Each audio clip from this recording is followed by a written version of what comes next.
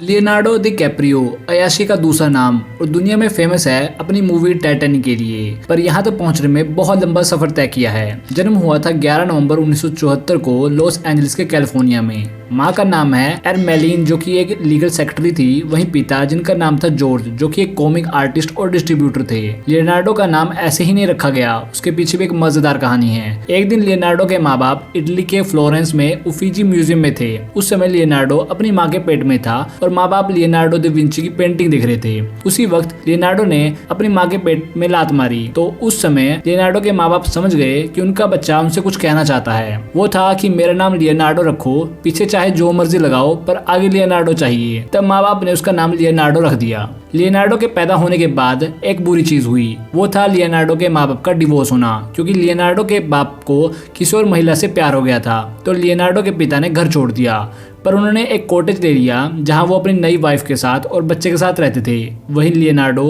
अपनी माँ के साथ एक कॉटेज में रहता था जो कि उसके पिता के पास ही था।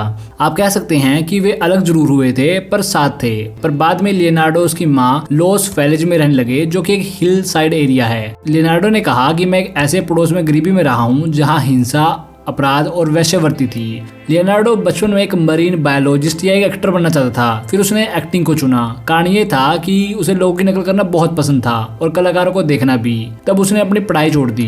फिर बच्चों की सीरीज रोम्पर रूम में काम किया, पर शरारती होने के कारण उसे वहां से निकाल दिया गया और बाद में वो चीज, च्युइंगम, सीरियल की एड में दिखाई दिया। लियोनार्डो को काम की तलाश के लिए एजेंट को ढूंढने में बहुत परेशानी हो रही थी ताकि वो उसे काम दिलाएं, पर एक एजेंट ने लियोनार्डो को अपना नाम बदलकर लेनी विलियम रखने का सुझाव दिया ताकि ये अमेरिकी लोगों को आकर्षित करे। पर लियोनार्डो ने साफ मना कर दिया। उसे अंदर ही अंदर पता था कि एक बड़े आदमी का नाम है तो मैं भी बड़ा ही बनूंगा। लियोनार्डो 1.5 साल तक बेरोजगार फिरता रहा और 100 से ज्यादा ऑडिशन दिए पर कुछ नहीं हुआ। इस बीच मन करता था कि छोड़ देते हैं, पर उसके बाप ने उसे मोटिवेट किया। भले ही लियोनार्डो के बाप ने घर छोड़ दिया था पर उसका हाथ नहीं छोड़ा था। फिर एक टैलेंट एजेंट जो लियोनार्डो की माँ की दोस्त को जानता था, उसने विज्ञापन के डायरेक्टर से सिफारिश की कि तब लियोनार्डो को काम मिल गया।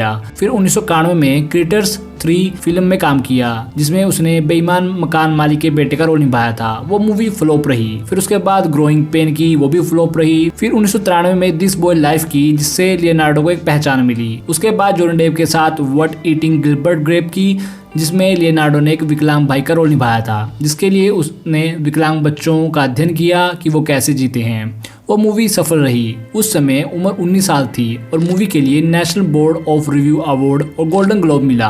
पर इतनी पहचान शायद सोनी वालों के लिए काफी नहीं थी। The quick and the dead के लिए उन्होंने लियोनार्डो को सही नहीं समझा, तो उनके को स्टार शैरॉन स्टोन ने लियोनार्डो को सैलरी दी, जो कि एक अजीब बात थी, और वो मूवी फेल रही। तो सोनी वालों के तो पैसे बच गए। लियोनार्डो ने कुछ और मूवी की, वो भी फ्लॉप रही। फिर 1996 में रोमियो एंड जूलियट की, जो कि बहुत अच्छी कामयाब रही, जो सिर्फ $14 मिलियन में बनी थी। उसने कमाए $147 मिलियन, जिसके लिए मूवी ने 15 अवार्ड जीते। पर लियोनार्डो ने सही फैसला 1997 में लिया था जब उसने टाइटैनिक के लिए हाँ कही थी। उससे पहले उसे बूगी नाइट ऑफर हुई थी, उसने उस ऑफर को रिजेक्ट कर दिया। लियोनार्डो की टाइटैनिक को लेकर एक कहानी है जो शायद बहुत कम लोग जानते हैं कि लियोनार्डो टाइटैनिक में लीड रोल नहीं करना चाहता था। उसे लग रहा था कि ये बोरिंग है, पर जेम्स कैमरून ने लियोनार्डो का कंधा पकड़ा और रोल करने को कहा। उनके मनाने से लियोनार्डो मान गया। टाइटैनिक को $200 मिलियन के बजट में बनाया गया, जो कि उस समय की सबसे महंगी फिल्म थी। और फिर जब ये मूवी रिलीज हुई तो उसने अगले पिछले सारे रिकॉर्ड तोड़ दिए।